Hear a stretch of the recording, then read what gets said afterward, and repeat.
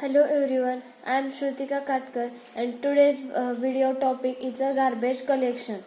Garbage collection in a Java is the process by which Java program perform automatic memory management. Java programs compile to bytecode that can be run on a Java virtual machine or a JVM for short. When Java program run on the JVM, objects are created on the heap, which is a portion of a memory dedicated to the program. Eventually, some object will no longer be needed. The garbage collector finds this unused object and deleted from the free up memory. What is garbage collection? In C++, a programmer is responsible for both the creation and discretion of objects. Usually, programmer neglect the description of a useless object. Due to this neglection, at a certain point, sufficient memory may not be able to create new object, and the entire program will terminated abnormally, causing out of memory errors. But in a Java, the program need not care for all those objects which are no longer in use.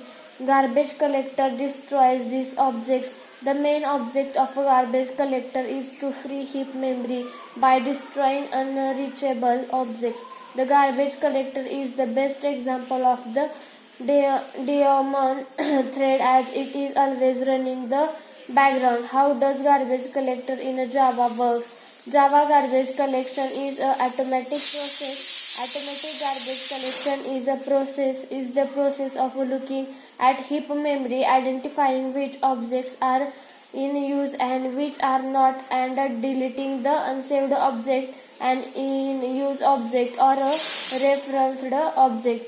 Means that some part of a program still maintain a pointer to the object, and unsaved or a referenced object is no longer referenced by any part of your program. So the memory used by an unreferenced object can be reclaimed. The programmer does not need to mark object to be deleted explicitly. The garbage collection implementation live in the JVM. Type of activities in the Java garbage collection. Two type of garbage collection activity usually happen in a Java. There are minor or incremental garbage collection. It is said to have occurred when unreachable objects in the young generation heap memory are removed. Major or full garbage collection. It is said to have occurred when the object that survived the minor garbage collection and copied into the old generation or permanent generation heap memory are removed. When compared to the young generation, garbage collection happens less frequently in the old generation.